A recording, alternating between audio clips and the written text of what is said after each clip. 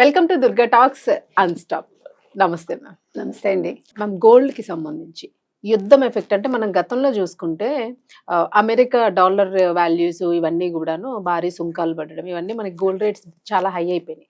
అలాగే అసలు వెండి అయితే 4 లక్షలు దాటిపోయింది, అది ఇంకా ఘోరం. సో ఇప్పుడు అది 2.5కి ఆల్మోస్ట్ వచ్చినట్టు 2.60, 2.67 అట్లా అది ఉంది. కొంచెం సంతోషించదగ్గ విషయమే. ఇప్పుడు గోల్డ్ కూడా భారీగా పడిపోయింది అని చెప్పేసి అంటున్నారు. సో ఎట్లా ఉంది అసలు గోల్డ్ రేట్ మార్కెట్ లో ఎలా ఉంది? షాపులు క్యూలు కడుతున్నారు, తన్నుకుంటున్నారు అనే వార్తలు కూడా వస్తూ ఉన్నాయి. ఒకలాంటి ఆ భయం, ఒక అయ్యో కొనేయాలని ఆత్రం ఇవన్నీ తగ్గాయి ఇప్పుడు. పర్వాలేదు నిలకడగానే ఉంటుంది అని ఒక ధైర్యం వచ్చేసింది మనందరికి.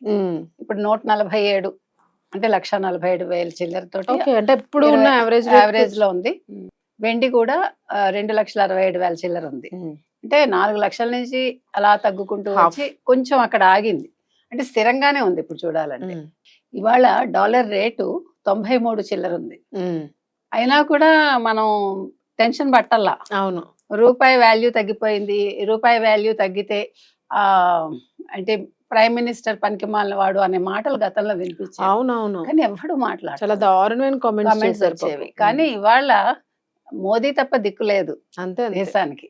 ఆ ప్లేస్ లో ఉంటే తెలుస్తుంది. ప్రతిదీ మనం మాట్లాడటం చాలా ఈజీ, చాలా ఈజీ, చెప్పటం చాలా ఈజీ. మనం ఏమి చేయకుండా, మనం రూపాయి సంపాదించకుండా కబుర్లు చెప్పటం చాలా ఈజీ. కాబట్టి ఇవాళ బంగారం రేటు తగ్గుముఖం పట్టచ్చని అనిపిస్తోంది మనకి. ఖచ్చితంగా మనందరం కూడా పానిక్ అవ్వక్కర్లేదు. అప్పుడు భయపడినట్టుగా మనం 1-2 నెలల క్రితం ఎంత భయపడిపోయి అందరం వెండి కూడా ఎక్స్చేంజ్ చేసి కొనేసుకుని అవన్నీ ఆ సిచ్యువేషన్ అట్లా. ఇవాళ సిచ్యువేషన్ అనేది ఇప్పుడు పెళ్లిళ్ళ సీజన్ ఉన్నా కూడా ముఖ్యంగా అది మనం చెప్పాల్సింది. బంగారం కొంచెం విలువ మరి పెరగలేదు తరగలేదు అన్నట్టుగా ఉంది. కొంచెం స్టాండర్డ్ గా ఉంది కాబట్టి ఇంకా తగ్గుముఖం పట్టే అవకాశం అయితే ఉంది. అంటే వార్ ఇంపాక్ట్ దీని మీద చూపించట్లేదా అని అనిపిస్తుంది. అంటే ఇప్పుడు వార్ కూడా ఒకవేళ ఇంకా ఆపేశారు అనుకోండి, ఖచ్చితంగా మనం బంగారం విషయంలో కొంచెం ఇంకా తగ్గుతుంది.